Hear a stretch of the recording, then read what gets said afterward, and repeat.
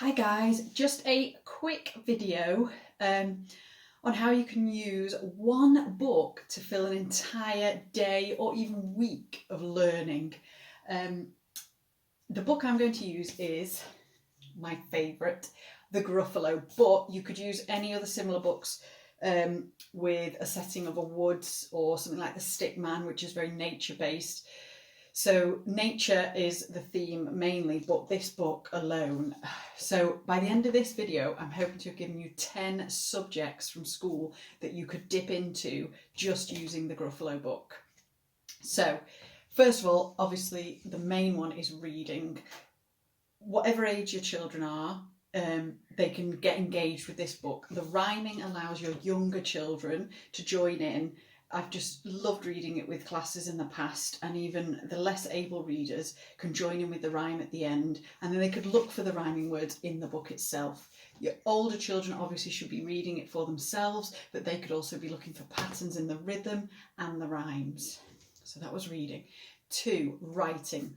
Endless writing, but if you're trying to look for something a bit different or easier or more accessible for a reluctant writer, something like an acrostic poem, the Gruffalo down the side, and using obviously each letter from the Gruffalo.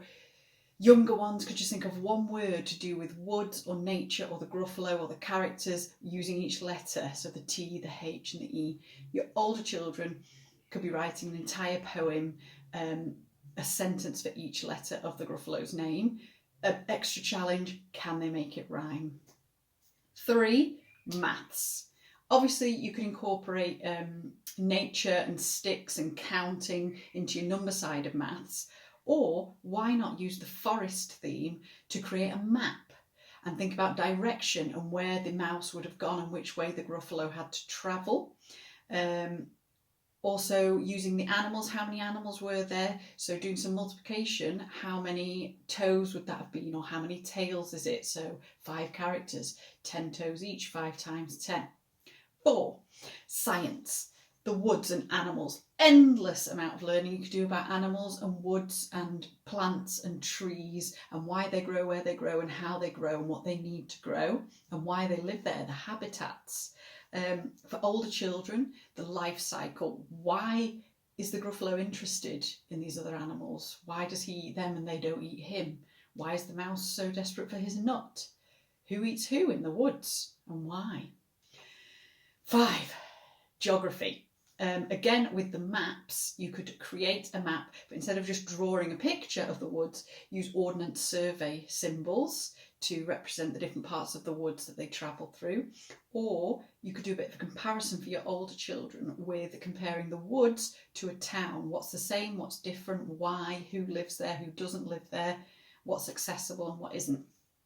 6, art. Now I could go on for hours about art in any shape or form, but with this book in particular, using nature to create their own Gruffalo or their own mouse or a nut, using leaves and branches and bits and bobs from the garden to create, would just be so good for the sensory, but also the finished product would look more natural as well.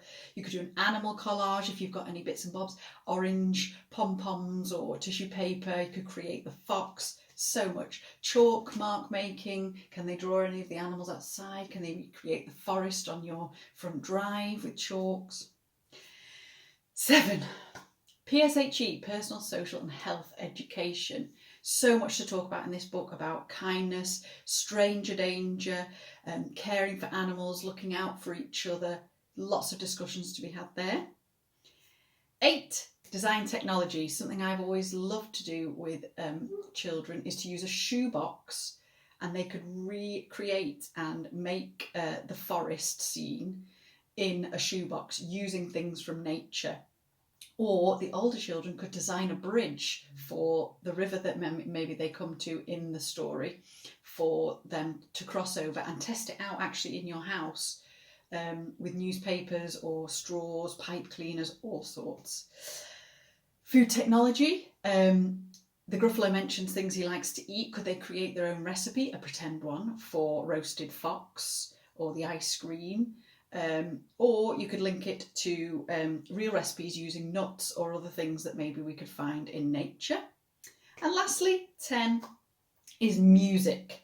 The rhyme in the book already just lends itself to rapping or songs from lyrics from a song, but you could add a drum and some other really simple basic instruments that you might have at home, and choose your favourite bit of the book and turn it into a song, or even write their own part to add to the book that could be the song at the beginning or the end. 10 subjects, did it. Hope that's useful. So much more you could do with this fantastic book.